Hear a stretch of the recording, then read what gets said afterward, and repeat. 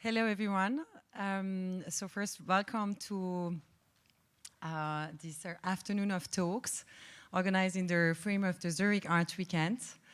I'm glad to have on stage today with us Adam Jasper, who I will present you in a few seconds.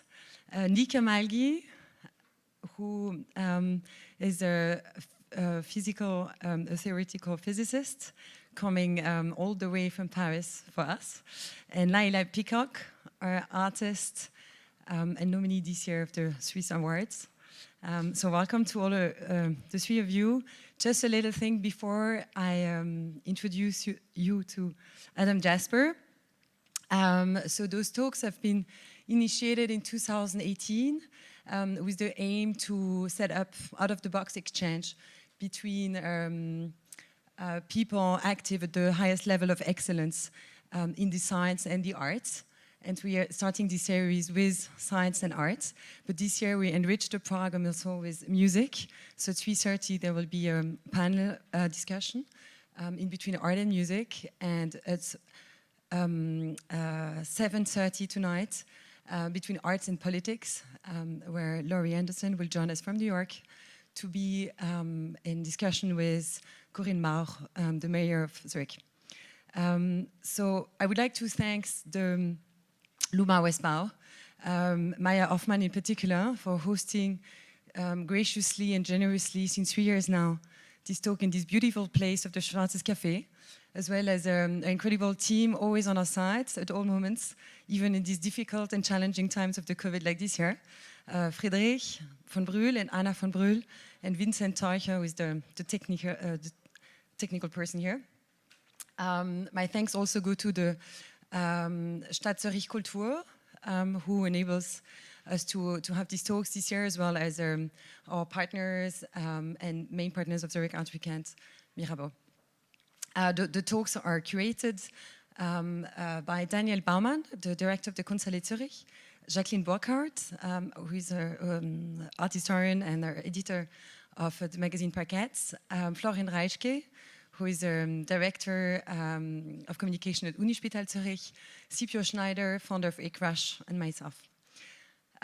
So to not make it too long, so this is Adam Jasper to my right. So Adam, welcome. Thank you for being here. Adam is also curator of this talk. Sorry, I forgot to mention that. So Adam is researcher at the ETH Zurich. He's in the History of Art and Architecture department. He's a regular contributor of the magazine Art Forum and Cabinet magazine, and also the editor of the journal GTA Papers. He edited Austour, the catalogue publication for the award-winning Swiss Pavilion at the 2018 Venice Architecture Biennale, and recently prepared an exhibition called Priests and Programmers on Science, Landscape, and the History of Bali for the inaugural Shasha Architecture Triennial. So I pass on you the word now, Adam, who will introduce you to our two speakers and hosts today. So thank you so much, and enjoy. Bye-bye.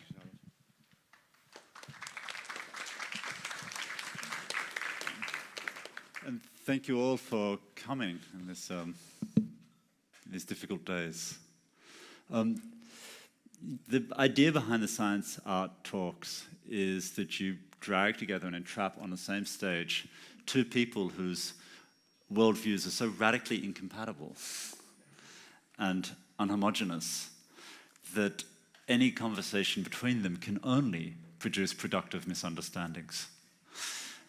What we're hoping is that in that space of mutual misunderstanding, professional deformation, over-education and collective frenzy, we create something which is useful for you as mediators. You're going to be hearing us in stereo on left and right ears, but you're going to have to somehow combine in the darkness of your skulls the things that we talk about into a kind of whole that will hopefully go beyond anything that we ourselves are going to understand of our own speeches and presentations.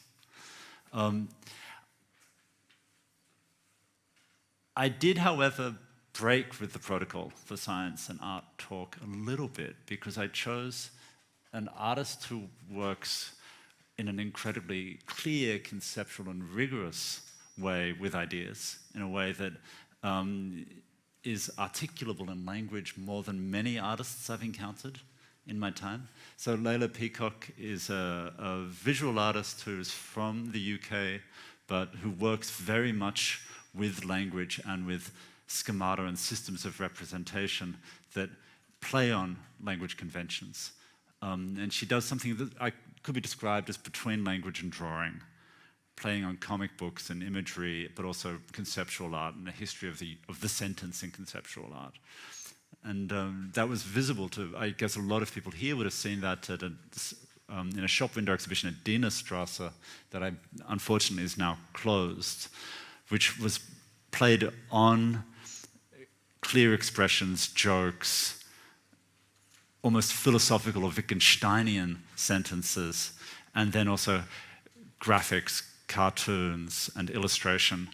And out of that made something which felt almost like it could become a kind of visual commodity, but by being on the glass or on the wall was temporary and not for mass consumption, but for those who got to see it. So on the one hand, I have Leila, and on the other, Nick Hamalgyi. I'm just bugging him about the pronunciation because I've known Nick for nearly 20 years, and we met in Australia at a anti-logging protest. Anyway, and I'd realized that I'd always Australianized, which means bastardized, the pronunciation of his family name, because Nick's family background was Hungarian. His father's a Hungarian doctor. Anyway, it's by the by. And Nick's a prominent theoretical physicist at the CNRS in Paris, specialist in quantum mechanics, black holes, string theory. Topics that require long, engaged thought and study in order to make headway with. But fortunately for us, he's also a fabulous communicator. So that's why I thought putting you together could produce something that would change our lives. Now, I should probably hand it straight over to you, Leila. Yeah, sure. Yeah, okay.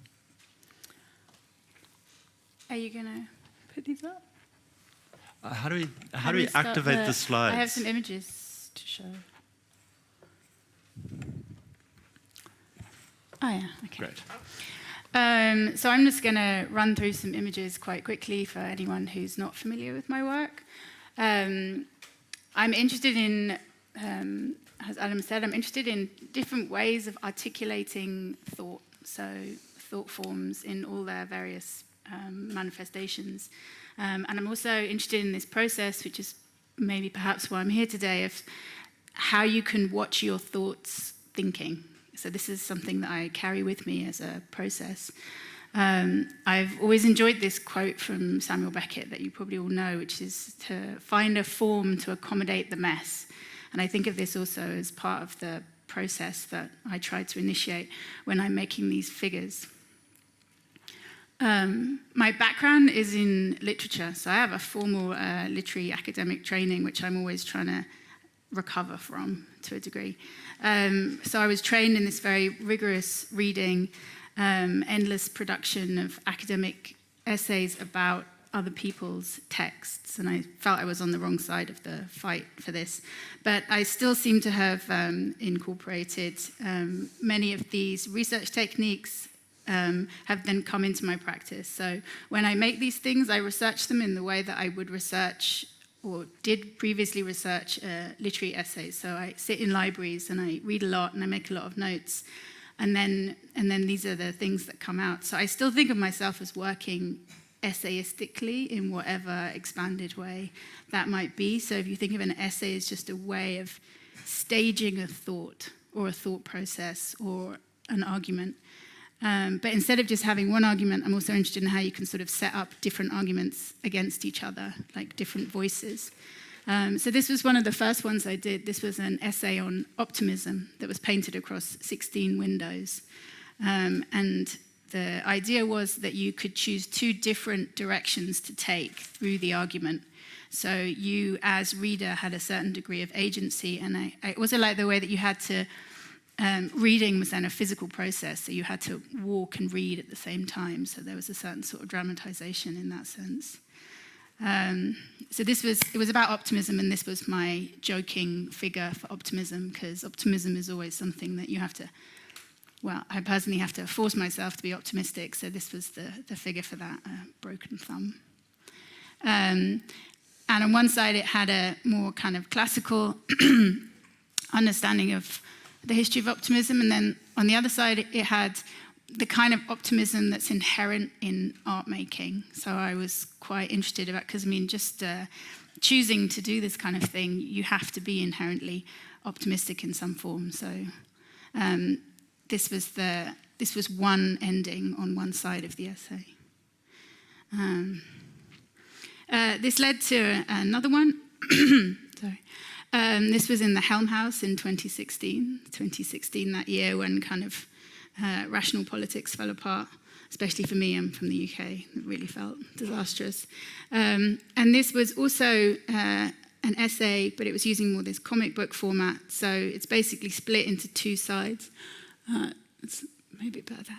And up the left-hand side was a defense of truth, and truth as a moral standard that we need to live by. And then up the right-hand side became this thing that I've become interested in, which is, you know, what is it to tell a virtuous lie? Like, we think of lying as being this terrible and malignant thing, but actually whether or not we can sort of reconstruct lying for ourselves as whether there's an agency within lying where you choose the lies you want to believe in, and whether this could be a certain like antidote to problems with truth and fact and these kind of things.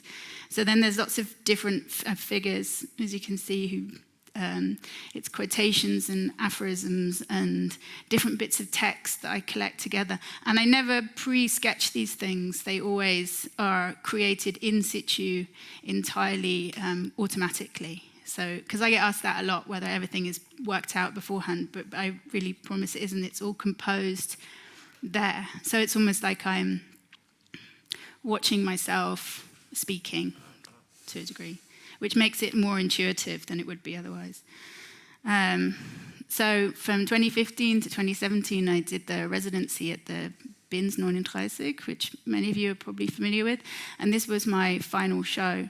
So it's another form of temporary drawing, but I painted the walls of the space with blackboard paint, and then did these very large format chalk drawings, which don't come very, very well on a screen. You can see them all. Most of these things are online because it takes a while to read them, so I have no problem putting them online. But I mean, so they have this sort of epic format. So a lot of the figures in that drawing are larger than life size. I think the woman who's clutching her breast, she's about my height, just to give a sense of the scale of them.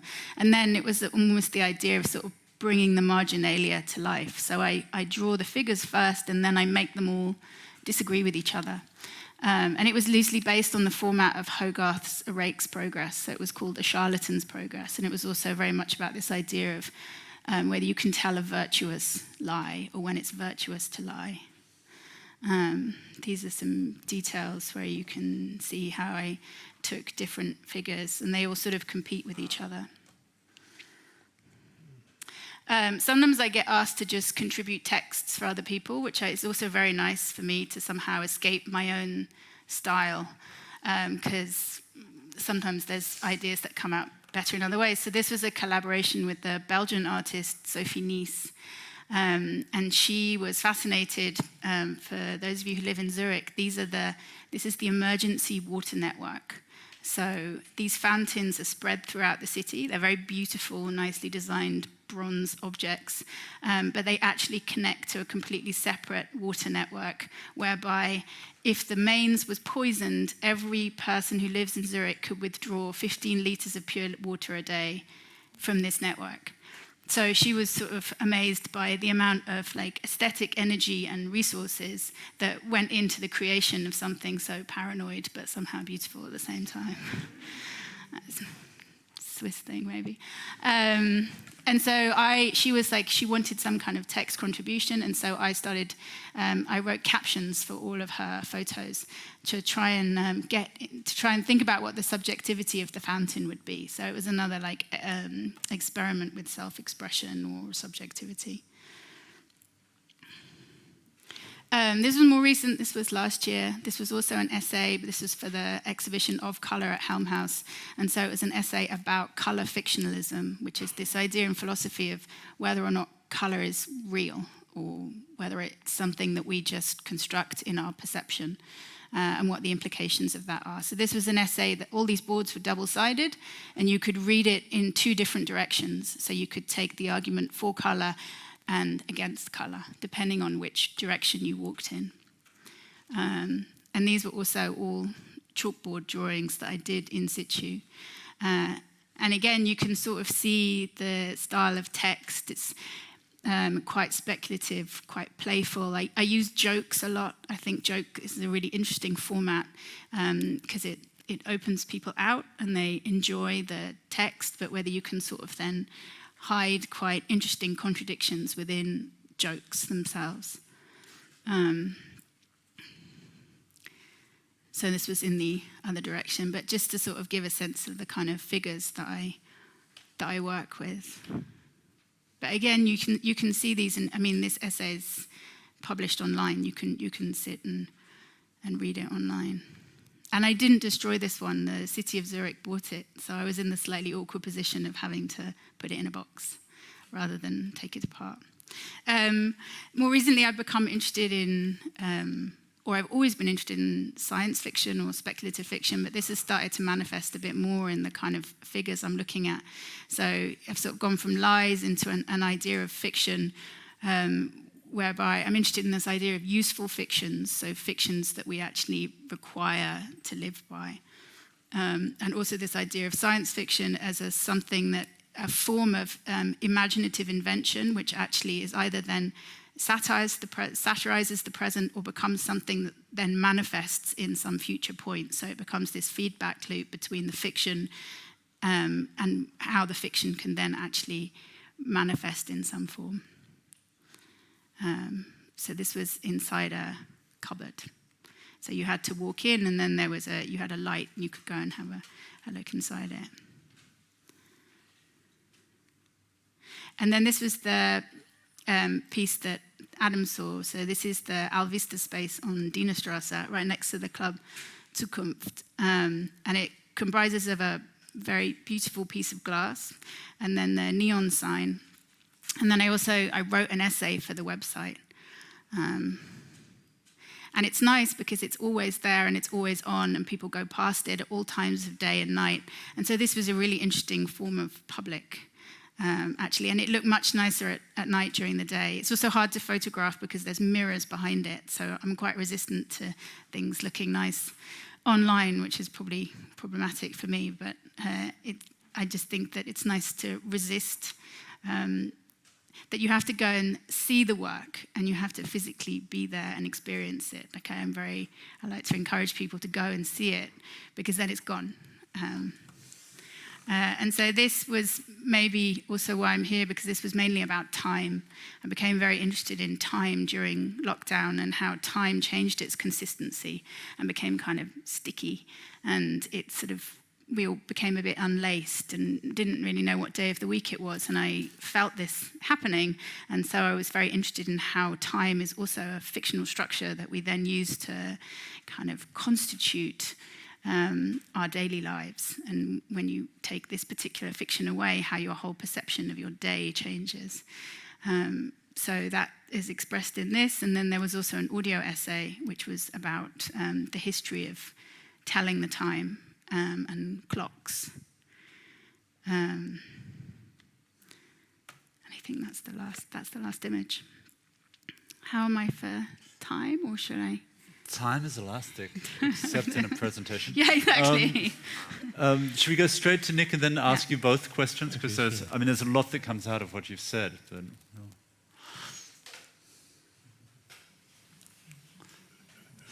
Okay, this is the first professional deformation.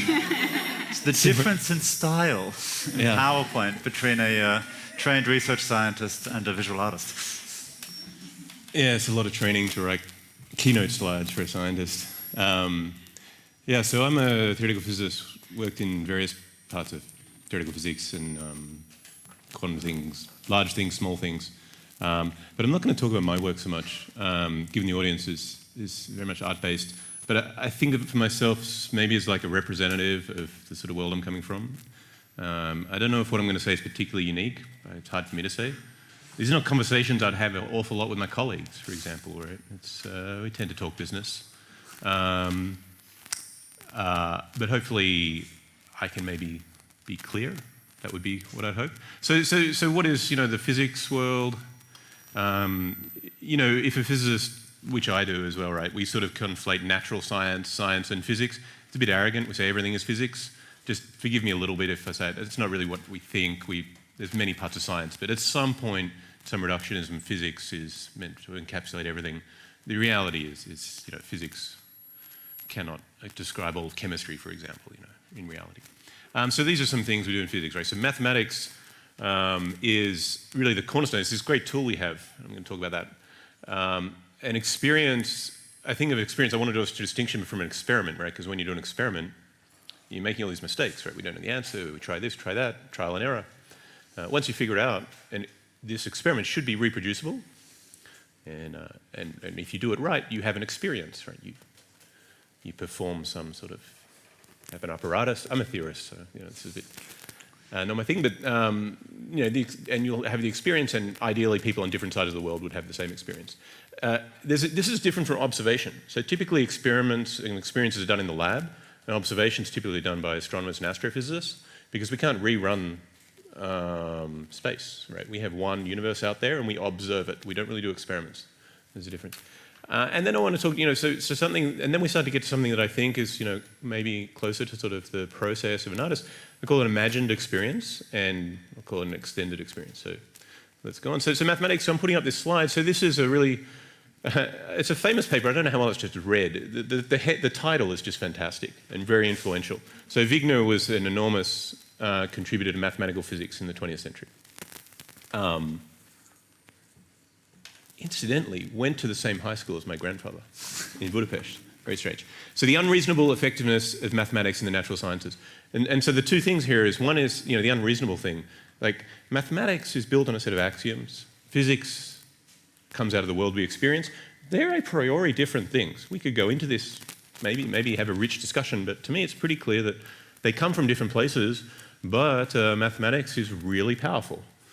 And it's not so easy. There's a high learning curve. And so that's, it's like this really strong tool and scaffolding we get to physics. So here's an example, even talking about Einstein here in Zurich, where he did so much of this work, kind of gives me the chills. A lot of people are hyped in the world, especially these days.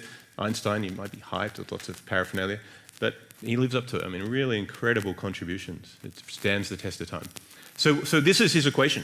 Maybe you've never seen it. So you say, it's a beautiful, nice, simple equation. You just need to know what the symbols mean. Well, let me give you a hint. So the G symbol is called the Einstein tensor. This is where the mathematics comes in. With the collaboration with mathematicians, he realized that this is representing how space is curved. There are words, but this symbol is the mathematical representation of that.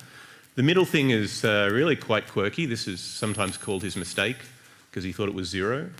And huge amount of research currently is about working out that middle term, which is lambda G mu. A fascinating story. And the right-hand side is really just all the stuff. Take all the stuff, what we're made of, electrons, protons, gases, fluids, bash it all together, put it in the right mathematical form, and it says that energy curves space. But the mathematical influence here can't be understated. It wasn't innate knowledge Einstein had. He's had to study. This was quite modern math at the time, the G tensor. So here's an experience. Now, this is nothing to do with my work. It's just something I really like, maybe because I'm in Paris and Serge Roche's group in Paris. But I want to describe this experiment. So what it is a cavity about the size of a tennis ball, 1 inch in radius. And they're putting some light particles inside the cavity and they're measuring them. And the skill that takes can't be underestimated. I mean, this is incredibly gifted and persistent scientists to do this. And they're measuring how many photons are in the ball. And so why would we want to do that? Because there's a tension between mathematics and quantum mechanics. You may have heard about it. It goes back 100 years. So quantum mechanics doesn't make sense. It does make sense. And basically, this great tool we have of mathematics is kind of just falling short a bit. There is a formalism for math and quantum mechanics, and it's very detailed, but it really doesn't get to the heart of certain problems. And so there's this lasting tension. And here we have a guy doing a group doing an experiment. This is one of the experiments Zurich got the Nobel Prize for.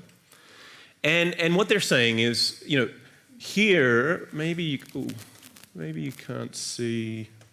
Has this got a pointer? It does. Yeah, so here down the bottom, what's happening is, so this axis here is like time, like how many times they're doing the experiment. And when they start the experiment, they say, look, there's 0, 1, 2, 3, 4, 5, or 6, or 7 photon particles in my cavity. And the probability is roughly equal. They don't know anything. And then they measure it, and you see here, they say, oh, look, we've ruled out 6 and 7. We say, okay, there's definitely not 6, but we still don't know how many are in there. And after doing the experiment multiple times, you see for a while there, it looks like there's 4, and then no, there's 5. And then after some point, they just keep measuring 5 photons, and every time you do the experiment after that, there's absolutely 5 photons in the cavity. And you see the quantum nature of it sort of dissolving. And I'm trying to emphasize that you need these experiences. The mathematics alone will not get you to this understanding. Right? These experiments are absolutely vital. People argue endlessly about how quantum mechanics work, and experiences like this really resolve things. I mean, this is incredible because the wave, they say, the probability wave function is collapsing. Well, it doesn't really happen that fast. You see, it takes a little time, right? It's not that as soon as the human does a measurement, everything's known. It's this process. And this is the facts. And so let's talk about observation. So here's an observation. This is a galaxy, the M87 galaxy. It's 50 million light years away. So for context, the Milky Way, as you all know, is 100,000 light years in diameter. The Milky Way is a big plate. We're in the suburbs somewhere. It's 100,000 light years. It's a long way. If you put 500 Milky Ways in a row and walked over, you'd find M87. So it's a long way, but you can kind of imagine, if you can understand the Milky Way, you can between us and that, there's basically vacuum. We go 500 Milky Ways over and you find another galaxy. It's not the closest one. Andromeda is sort of the closest, but and then when we look a little closer and we have an incredibly modern collaboration and software that these days is absolutely incredible, and we're like, what, last year? Then we see this. There's a black hole in the middle. So we kind of knew there was a black hole. We suspected there's a black hole in the middle of the galaxy, but here's a picture of it. So this is the Event Horizon Telescope collaboration. And see, we observed something. So what do you want to do with this photo? Well, it's an observation. We learn stuff from it. The point is these black holes exist. So a couple of slides ago I showed you Einstein's equation. So very quickly, surprisingly fast, Schwarzschild found a solution to Einstein's equation. Turns out to represent a type of black hole. And here they are observed. Okay, so there's different ways of doing science. One was the mathematical part, and here's the process of really observing them. And there's also a giant black hole at the center of the Milky Way. And knowing the details of that black hole, the measurements are incredibly subtle. So let's go one step further. So this is what I call an imagined experience, or a thought experiment, right? So we can't jump into a black hole. So what do? We do a Gedanken, or thought experiment. And this is my thought experiment. I'm very proud of this, and Adam's going to cringe. Whee! So what's happening here is she's watching her friend fall into a black hole. But he doesn't fall in. He gets to the event horizon. Oh, this guy's falling in. Sorry, this is the next one. Now, let me go back. Falling into the subject, the observer. So it gets to the event horizon and stays there. So if you watch someone fall into a black hole, this thought experiment says you'll just see them keep going, and you'll see them, they'll kind of just get stuck on the horizon. Even if you wait for eternity, they'll just stay there. That's what a thought experiment, but we never do the experiment. We can't. So within the theory is Einstein's theory, but we're doing a thought experiment. then the next thought experiment, which is very useful, is you say, okay, so that's if we watch someone fall in, but what if we are the person falling in? What happens? Well, you fall into the black hole, and you're falling, and you just fall in. You experience a thing just falling into a black hole. And we learn this from doing a thought experiment. We don't do the experiment. You could probably find people that'd be willing to do the experiment themselves, but we can't. The center of the Milky Way is, 40,000 light years away? It's too far. And then the final thing, right, so we had these, mathematics was this structure, then we had the experiences or experiments, and then we have observations and then thought experiments, and now we have extended experience, so the last thing, we were within a theory of Einstein's theory of our universe, and we went, well, we can't do the experiment, let's imagine it.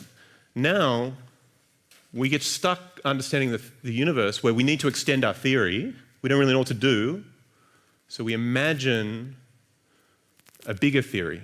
Right? We start imagining, well, what if the universe was different? Right? So you might say, oh, that's crazy. Well, the universe is not different. The universe is like it is. So people might object, and transitions are hard. And so people say, well, what about, we have 3 spatial dimensions. What about if we have more? And it's very interesting to think about. We have a certain set of particles, like electrons, tauons, muons, photons. What if we had a bunch more? What if this term in Einstein's equation that I said is very tricky, there's a number there, lambda, what if it's positive or negative? What if? Can I study that? Well, then I'm not studying my theory, I'm extending my theory to some imaginary universe. And there's a lot of this going on. And this is the point, I wanted to sort of draw up to that point because I think that that's an analogy. Well, there's some commonality in the art world where, for example, like Duchamp changed sculpture and so on and said, well, there's art. Well, I'm going to really push the boundaries of art. I'm going to step over the boundary and, And that's similar to what's happening here. We're saying we know we're outside the theory of our universe, but we're going to go there, we're going to study these theories, and we're going to learn about our universe, maybe. We want to. But we learn about the space of physical theory. What's the theory of the theories? This is somehow more abstract than just studying the physics of a universe. And this is not clear. Not everyone would be on board. Well, this is not physics anymore. Yeah. So this is what I wanted to get to describe. That's sort of not everyone in your local laboratory is doing this, but that's some part of the story of modern physics.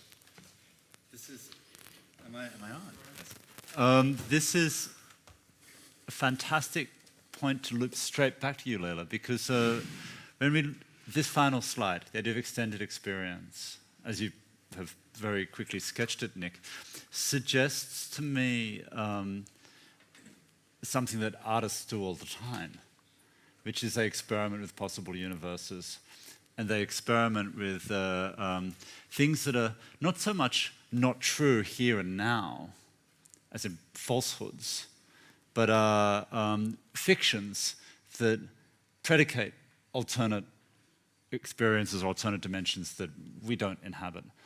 And maybe, I'm not sure if it works, but maybe both in the natural sciences or within mathematics and physics and within the arts, you can talk about things like the counterfactual. Leila, your idea of the virtuous lie, can you imagine the virtuous lie existing in this? I mean, I'm not sure where the morality would come into it, because as far as I can see, ethics, morality is outside of your... I'm a nice guy, Leila. I don't doubt that. But somehow that's not what's at play, but I still can imagine using terminology like speculative fiction in order to describe a bit the process of what you do in order to test out different possibilities. Yeah, speculative fiction there's a lot of this. Interestingly, people in mathematics and physics, maybe less so in math, often you hear in seminar people say, morally this should be like this. I've always been struck with, there is no moral. What do you mean? I mean, what they mean is we suspect or we think or we can't prove it. But they use the word people, physicists, use the word morally a lot. I think it's misused, but... Can I check that? People in the science context would say, when they say morally it should be like this. Yeah, I've never understood it. They mean, what, in accordance with the teaching of previous generations? That's what they're sort of saying, I guess. Well, they're saying, this is, because look, to be the harshest critic, you say, well, to have this conversation, we have to be rigorous. Everything has to make sense, but this conversation won't go very far. So people speculate all the time. Well, okay, let's suspend disbelief. Let's hold this possibility without shooting it down, even though I've described it perhaps inaccurately. And so they'll say, well, what we think is that it's sort of like this. There's lots of hand-waving speculation. And how you regulate that I think that's very interesting. How do you have this virtuous lie, this sort of code like morally, without degenerating into total chaos? So a virtuous lie in physics would be one that was close enough to be plausible in the framework of previous theories. Yeah, previous theories, it's a big guideline, right? And you might ask why. So, the quantum theory of the electric field and so on, hugely influential. Even after people worked out the details of how the electric field works, it becomes principles and people flesh it out. And those developments provide a framework to then do more speculative things. So how it happened in physics, people figured out how the electron and the nuclear particles work. I mean, there still are, but people in the 60s, 70s worked out a lot of it. And then people say, some people say, we figured that out. Let's think about the graviton. How does gravity work in similar ways? And there you have you're a bit rudderless. You don't quite have as many tools and things are harder, but you kept coming back to saying things have to sort of agree with the theory that came before. And that might not be the best idea. Certainly not everyone does that. People say, no, that's going to fail. We have to take another route. But then if you just take another route wildly, you can end up... But is it to a degree that you have a duty to your sort of forebears in the study? So you can't endlessly speculate. You have to speculate I can endlessly speculate, but you have to be arriving somewhere which is considered by the community to be productive. Well, there's a lot in there to unpack, right? This is a huge part of the process and creates a lot of tension because where at that level of detail there won't be agreement at all on what's productive. But one thing that hopefully a scientific or physics community has is a notion of where they'd like to go. A goal. So currently, certain people would love to know more about quantum gravity. We know things about black holes that are don't make sense. There's various contradictions. The early universe requires a better understanding of quantum gravity. So that's a goal. So if your random explorations are helping us understand that, then that's productive. It's hard to evaluate, but it's hard to evaluate whether it really is productive, but hopefully everyone agrees on the goal. And that, I think, is a point of departure, at least to my knowledge in the art world. I don't think if you're going to a conference with 100 people and said, right, let's set the goals for the next 50 years, I don't think anyone's going to be interested in that conversation. It's not... That would be awkward. Yeah. Oh, it's awkward. I just don't think everyone is just not productive. Like what? I actually wanted to jump on the word contradiction, because you've both used it, or it seems like it's present in both of your fields. Leila, often your installations seem to work explicitly from one contradiction to the next, so that you have on the left and the right pane of glass two different approaches to, let's say, either color or truth. How do you make contradiction productive in your work? I think also from this background of sort of literary terminology, I have an interest in what you might describe as the logic of poetry. So if you think of a poetic paradox, sets up two things which are somehow contradict each other, but then there's a tension between the two of them, which can create something that you can experience. And it's a certain unresolved complexity, or a sort of irreducible. And there's something very beautiful in that inability to reduce something to something rational. So I like to stage contradictions in order to try and construct that space. I mean, in literature and in philosophy, and especially in the visual arts, you can stage a contradiction by putting it on a piece of paper. You can state two radically incompatible ideas or sentences, and they can be together. And the entire ability to think a paradox is partly about the ability to present a paradox on a sheet of paper, for instance, or temporally in a sentence. I imagine this is a little bit like the construction of the thought experiment in physics, that you have to construct. It's not just a matter of finding two things that are mutually exclusive. It's also a matter of creating a world in which they can come into direct contact. Right. Yeah, so I would have said, and I probably even said in the last couple of days in a private conversation, I just never understood the word paradox. A paradox to me, you just don't understand it. It's not a paradox. A paradox would be, I'm sorry fellas, the laws of logic have broken down. And this doesn't happen. So, I'm sorry you misunderstand. It happens all the time with me. At least I have plenty. I don't understand what's going on. It's not quite a paradox. I've never really understood paradox. But, creating contradictions is a really powerful art form, right? You could go to a seminar about physics and mathematics, and it might start for the first, chunk. I'm going to create a problem. We all think this, follow the logical steps. We all think this, logical steps. It's incompatible, right? And so from what Leila just said, she said, this is great. I'm going to leave that tension and the unresolved tension, but not where I come from. You cannot leave it unresolved. Things need to be solved, and that's where the joy is. The tension's there, but resolving it is the real process. And people, if there's a real contradiction, people jump on it,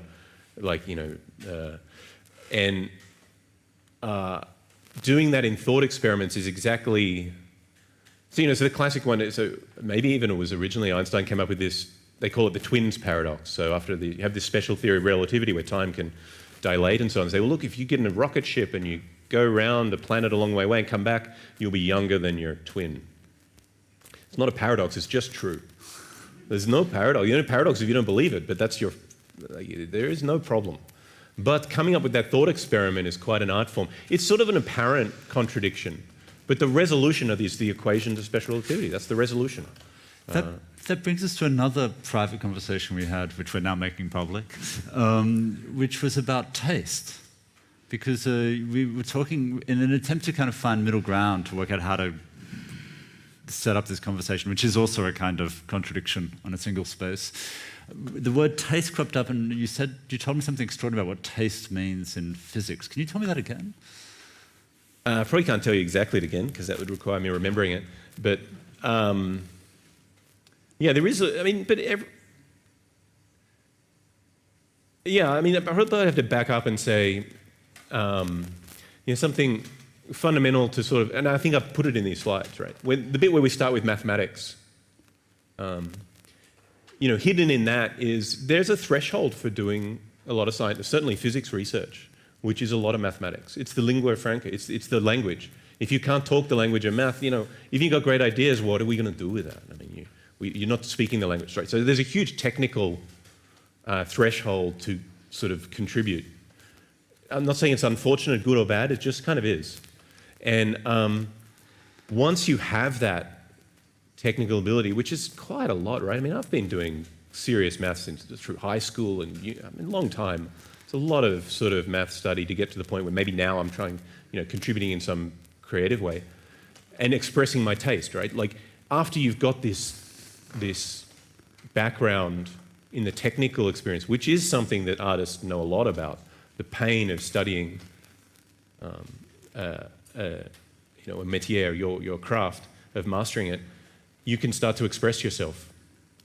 Now, if you're asking where does it come from, I don't know, but I know that if you present a bunch of options of projects in front of me, I will go for the same type of thing every time. Just because I like it, just because that's what I like doing, that's my taste. If I have a choice. I don't always have a choice. Sometimes I've got responsibilities. But you find you have a taste. And when you read people's work, there's absolutely a style and a taste that it's beautiful. People are expressing themselves, but that's after this very very heavy technical background. The definition you gave me, I remember it now. It was that good taste in physics is when you pick a problem that no one has fixed, but it actually has a solution that you can arrive at before the end of your own career. I said that. Yeah, like how do you?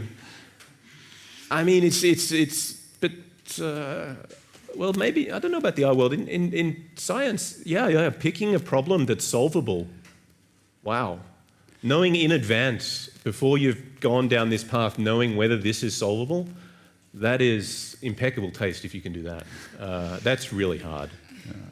Leila? But do you have an end point? Like when you set out to approach a new problem, do you have a place where you'd like to get to and then you just need to work out the way there? Or do you just like set out into the woods with a machete and try and forge your way?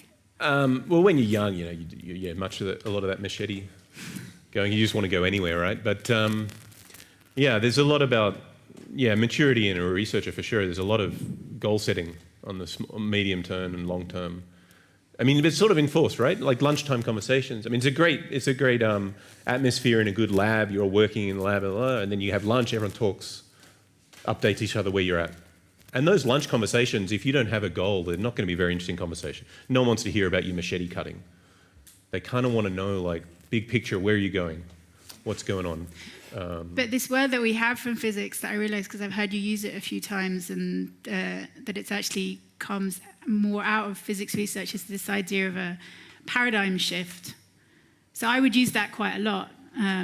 And I think about it quite a lot. And I sort of physically imagine the idea of being in a space and knowing the space and then just sort of rubbing your thumb against the wall until suddenly there's a hole in the wall and you can move into a completely new space. And that for me is the experience of having a paradigm shift. And I definitely experience that in my work when I'm trying to work through a problem, either what form it's going to take or how to sort of flesh it out. And what paradigm shift would then be for you in your process? Well, yeah, I mean, working towards or enacting a paradigm shift, this is, catnip to a scientist. This is what everyone would love to contribute. And it really does happen like that, yeah. Like you have this picture of like rubbing against the wall and suddenly peering through, there's a whole room behind you. This really happens. Certain breakthroughs really just open up a new way of doing things. And so that would then be a point where you would like to arrive at the paradigm shift. Yeah, that would so these lunchtime conversations I'm talking about, you might translate it as like, okay, thanks for the details, but where's the paradigm shift? Like someone wants to know, okay, this is great, your work, but where do you see the potential paradigm? No one's saying if you don't have a paradigm shift, we don't want to hear it. You should at least have that vision that you're trying to do something. If all you're trying to do is cut down the local weeds, I don't think that's going to be too exhilarating to hear about. But of course, paradigm shifts are rare, but you've got to try. So that is the goal. Yeah, but people have these, and you can express them. And well, I don't know about. So you're saying you appreciate that, but I've never sort of imagined that artists work towards that. Do they? I mean, is there a sort of in the art world where you have a vision where the work I'm doing is in hope of a paradigm shift? It's sort of less. Yeah, I don't think that many people go around thinking the work I'm doing, but it's more the experience of when you're producing the work, there will suddenly be a point where it gives way and it seems inevitable. So there's this classic Sol LeWitt sentence is that the good ideas or the successful ideas feel inevitable. Right. And so there will be that kind of feeling, and that quite often goes hand in hand with the experience of a paradigm shift where you've certainly been working something over, and then you suddenly can see your way through to something on the. But it's more abstract for me. Well, I need a way to talk about what is essentially a very abstract, subjective, intuitive process. So I find the words that come over from science quite helpful for that, actually. There's a great story that was written up, I think, last year or something in Quantum magazine about, well, it's not really theoretical physics, kind of is, about two mathematicians, and they kind of knew each other vaguely because their kids are at the same childcare in Los Angeles. And they'd chat, pick up, how's it going? How's it going on that problem? Okay, one of the mathematicians is Terence Tao, he's got a Fields Medal and one of the greats, absolutely one of the greats. Anyway, the other mathematician's just fantastic, but chugging away at some problem that he really believes, I think there's something here. And mentions it to Terry Tao, and Terence Tao's first reaction is, oh, that's impossible. And then he's picked up his kid, calls him like, no, it's wrong, actually. And gets home and says, oh, I've solved it, it's correct, And that leads to something that really revolutionizes MRI machines. So this is, 15 years ago now? Huge breakthrough, absolute massive breakthrough that people really use in MRIs. Forget all this machine learning or AI you read about. I mean, this work of Tao and Candace has huge applications. And it came from a moment like a paradigm shift like this, where you've got someone believing that there's something, rubbing this, rubbing there, I've got to find out it's somewhere here. And then, absolutely brilliant partner in crime, and they made a huge breakthrough. And this world opened up behind it. I mean, really productive stuff. The steps, impossible, then wrong, then correct. Yeah, it's great, isn't it? Yeah, so the article explains this really well, but that's, so you might wonder, so you have a brilliant mathematician who says, talking on the phone, I've listened to what you said, you're wrong. Why would he keep thinking about it? He just proved it's wrong. Well, that's kind of the question. Why is he still, he said it's wrong, but yet he kind of, something not quite right. He keeps ticking over. But are there things that are wrong, or are you also in a sort of métier where actually nothing is wrong, there's just lots of different versions of possible? No, there is wrong. Well, because again, remember this, but this is interesting because I started the slides very deliberately with mathematics. If we didn't have mathematics, right, and all we talked about, imagine that the only way to do physics was philosophy. I personally would find that rather horrifying. But that's my... Sounds great. But you wouldn't have a notion of wrong. And I guarantee it wouldn't be productive. If that's the only notion. I'm not saying it doesn't have a place, but if there's no metric that says there's right and wrong. But the right and wrong, it's sort of, whether there's right and wrong in an experiment in science is a longer question about, falsifiability and stuff, and so on. But in mathematics, it's straight up wrong. And it's because of that scaffolding we have in science, and it's a real gift. And it's interesting because the research in mathematics sometimes just flies light years ahead of science, and other times with the right people at the helm, you realise science has actually jumped right ahead of mathematics, and there's this really strange interplay. But it's really only the mathematical scaffolding that gives you this notion of right and wrong. But it's definitely there. But right and wrong is not the same as the notion of moral and immoral. No. Okay. No. Moral, I mean, we understand that morals is, morality is a continuum. Right and wrong is not. Okay. Leila? Yeah, true. Tell us again about the virtuous lie.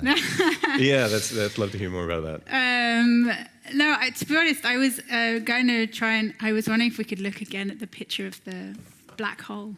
My GIF, where? No, not the GIF. This one. The actual picture. We have it up on the... Is it up? No, it's not. It's on my screen. Is it? Can we put the... There we are. Just because as an image person, and then you're talking about right and wrong, and also lying, like for me, any image like this is going to be a kind of a lie. Like it's been constructed in very specific ways in order to look like what we think we are expecting to see. So what about this guy? Is that a lie? I haven't seen this one before. Well, you look up in the, if you're really no, but nice, I'm interested. you'll see it. It's not that how I respond to it. It's more that I'm interested in how these images are formulated. Like, so there's very, very large amounts of data, and then there's everyone's kind of like the thing that's amazing to me about this image is how unsharp it is. Like Right. we live in an age where everything becomes sharper and sharper and sharper to the point where you can hardly even look at things anymore because it's sort of grotesquely in focus. And then this is this epic thing that is in its essence unsharp. That has to be a Pretty better long word, way but away. That's why. I mean, but they've made it. I mean, I'm also, we were talking a bit about it yesterday, but I don't really understand why black holes are black. Yeah. Like, no, why we call them black. Well, the essence, I mean, the center of this thing, the light's not coming through, that's kind of But that's different to me. But you are right that this is not a click and point and shoot camera. There's a signal processing's gone on, state of the art signal processing, but experiments are open about what's happened, right? So the processing can be analysed. But this isn't useful for you, this image. This Not is me more personally, useful but some of my us. colleagues. Yeah. Have they learned anything from making this image? I have read papers where people say they have learned something. They may be wrong. People with great gusto are saying they're learning something. Yeah. I can show you papers where I'm pretty sure people think they want to be in the running for Nobel Prizes. For this image? Well, whether you get a Nobel Prize for this image, that's another question, because I don't know if this is a discovery. I have no idea, actually. The Nobel Prize is very clear. You've got to discover something. I'm not sure what they're discovering. But I don't quote me on that. I just would have to be convinced that this is a discovery. But people are saying, I took this image and I did my calculations, then I discovered some new physics from it. And there's claims out there. But the image itself is not a discovery, no. I don't think you can get a Nobel Prize for this image. That's not to belittle the work. I think it just falls out of the... You win every other prize. I just think the Nobel Prize, you'll fall out. This seems like exactly the right moment to throw it open to the audience. Do we have anyone from the floor who wants to... Yes.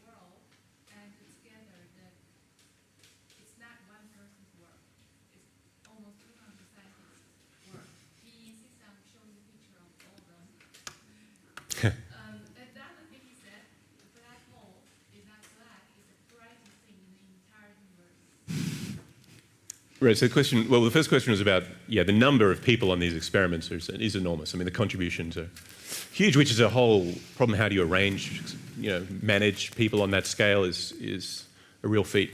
Another point was, it's true that to take that picture, it turns out to be a lucky coincidence about if you can stick stuff around the Earth, that the width, the sort of parallax you gain is actually enough to take this photo. So there's some luck about the size of the Earth and our current technology, I suppose. And then the black hole's the brightest thing. So it's a bit off topic, but if we look at the black hole at the center of the Milky Way, which there's a huge black hole, about 1 billion solar masses, you just see a white blob. Because we're looking at it from the side. The Milky Way is a disk, and the whole black hole's and the black hole's surrounded by all sorts of stuff which is radiating. And that's why this picture is not of the black hole in the Milky Way. They had to look to a neighboring galaxy, 55 million light years away, and it turns out that the black hole's basically perpendicular to us. So when we look at the black hole, it's sort of facing us. So they found one. So there'd be many black holes somehow maybe in the cluster that at the center of the galaxies, but this one is pointing in the right direction, so we see the structure. Any other last questions? Professor, Gaston Bachelard, 100 years ago, defined the physicist like somebody who is capable to think against the common sense and also to describe laws that at first sight are not really what he sense or what we see. Did you define yourself like this? Do you acknowledge this definition? And did you see also what could be a definition for the modern artist now? The fact that he's thinking about his common sense to define law. Common sense is, it's interesting. It's which you have now, actually. Which Which you are looking for, also. Common sense, Would you hire a graduate student that displayed a distinct lack of common sense? Maybe. Would you collaborate with a young artist who had no common sense? That would be tough, maybe. The mad person and genius can sometimes be very close. I personally think common sense has a big part of moving through a logical chain. What do you think? I wanted to come back to the question of the paradigm. I think you both agreed in using the term, but I think there is somehow a misunderstanding. The paradigm shift in science, you have to convince the entire community to make this paradigm shift with you.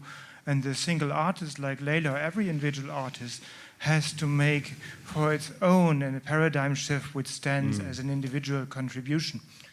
I wonder if you could elaborate on that. I see there a big misunderstanding between you both. I mean, I don't think it's always the single artist alone. I think there can be a certain groupthink or collective of people who are thinking artistically or philosophically within something, and they can all move through together. I mean, as an artist, you're not without the influence of your peers or your predecessors. And so I think I would disagree that the paradigm shift for an artist is a singular experience. And I think you can certainly profit from the philosophical shifts from other people. I mean, they change your work if you're receptive to it. I stand by it. I think they are, in terms of sort of this practical feeling of the process of new kinds of illumination, I think they're quite similar. Yeah, I would say individual paradigm shift. I don't think it's a paradigm shift. I think it's just a personal breakthrough. Just cool. But I just want to say I described a paradigm shift, which is, I referred to this Tau Candes, it's called compressed sensing. It's fantastic. Another one would be string theory in the 1980s. Did not take everyone with it, right? I mean, Terence Tao published a paper. He's not publishing wrong stuff. Nonetheless, it's checked. It's mathematically correct. When string theory took off in the 80s, a sort of real paradigm shift. It did not take everyone with it. It took some people swept away, really convinced that this is productive, and there was a lot of people who stood their ground and said, no, guys, this is the wrong direction, and whether they're right or wrong is not resolved. We have time for 2 more questions. We've got 2 in the audience already. Let's bundle them and then distribute them. So, please. Is there a microphone floating around? Coming up. It's coming to you. The suspense is good. Thank you. I just wanted to maybe give a comment, so that your communication reminded me on this book, Codex Seraphinius, so where it's like encyclopedia with the non-existent language, but also with non-existent images which are composed with each other. And when you look through this encyclopedia, it gives you a sense of maybe botanical books or descriptions of animals. You see these universes, and also this language looks like a language, but no one could decipherate it. And when the scientist told about that mathematics is also a language, and not everyone had the education, maybe this in theoretical physics, to speak this language, right? So when you write my name is Nick, we can understand it, right? But if you write the equation the Einstein equation, we cannot read it, right? Or most of the people cannot read it. And then I could picture your project together, it could be the this maybe the image, the images and math equations, which are kind of describing same things, but in this encyclopedia, kind of visually making sense, but very different languages are required to understand it. So thank you. That's interesting. And the last question is there.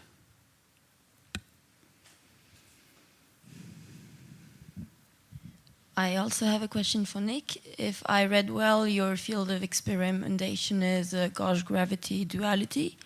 So, because I want to get smarter out of this room that I entered, I would be happy to hear in a few words, in a simple words, what that means. Yeah, it's a... So it's related to gravity and quantum mechanics. It's a hard thing to resolve. I would say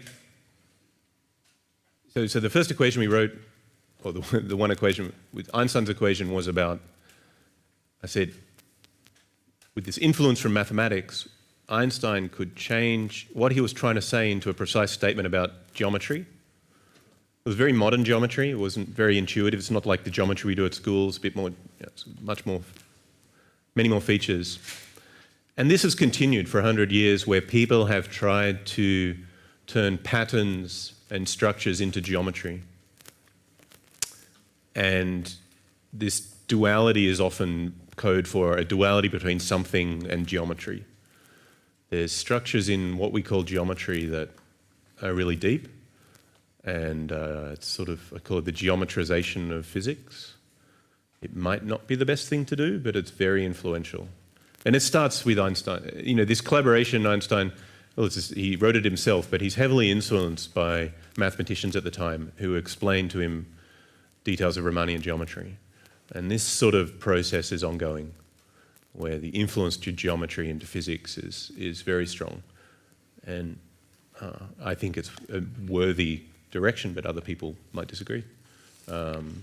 There was a distinction that you made a few times, which I think it might be interesting for other people, because you have talked about mathematics a lot, but when we've been talking, you've been talking about the difference between how physicists think and how mathematicians think, is that mathematicians are happy to head towards a sort of infinite well, not infinite, but endless complexity and conversation with each other, whereas physicists in their study try to reduce things into a certain functional simplicity.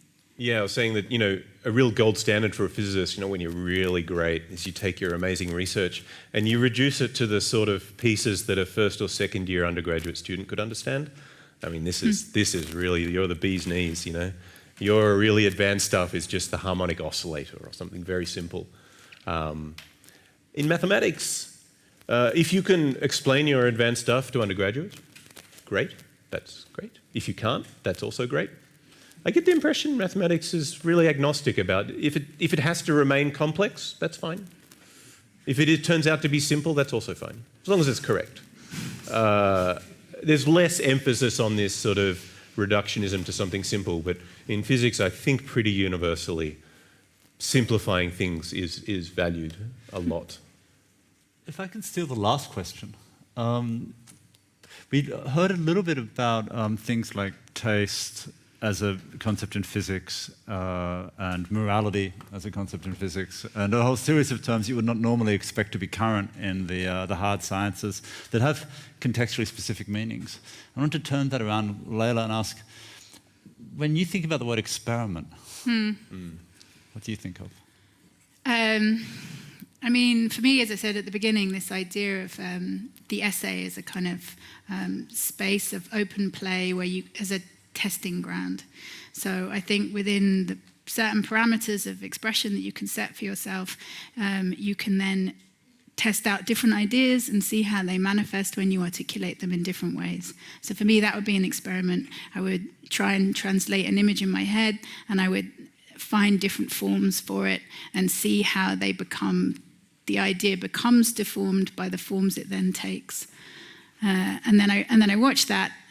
So this thing of watching your thoughts, thinking, like I really like to take a step outside and observe from a kind of outside space. So I mean, I'm quite happy to use this scientific language. I find it quite helpful just to be sort of dispassionate about this process.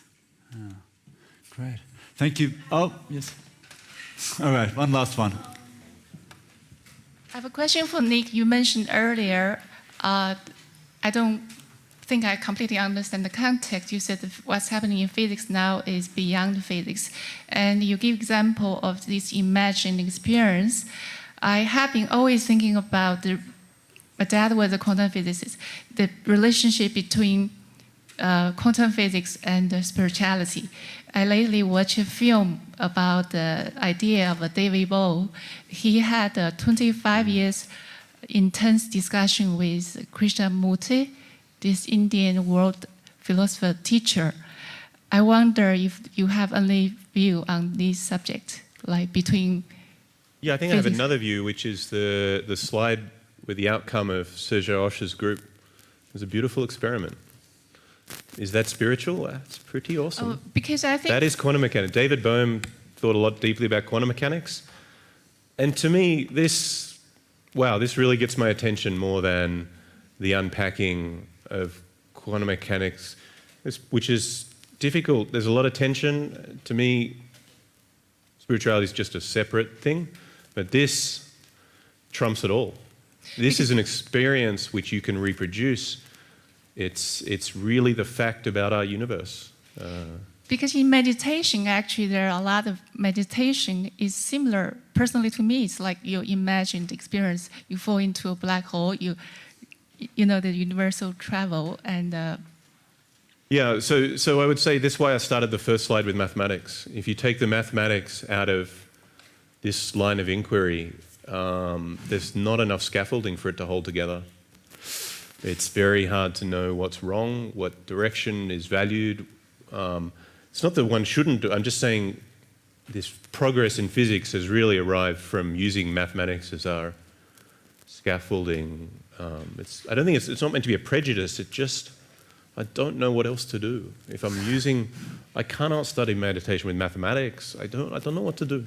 That's why David Bohm, he questioned the question, but he the questioned about precision science. here. He thinks science is limited.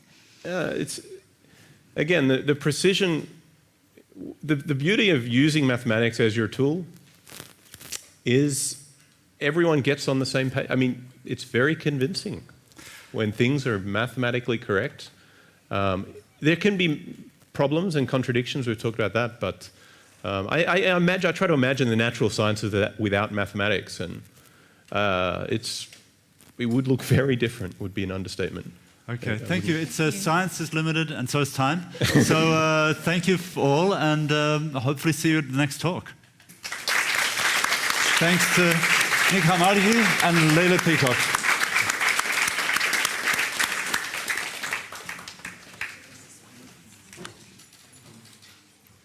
I really like seeing your stuff.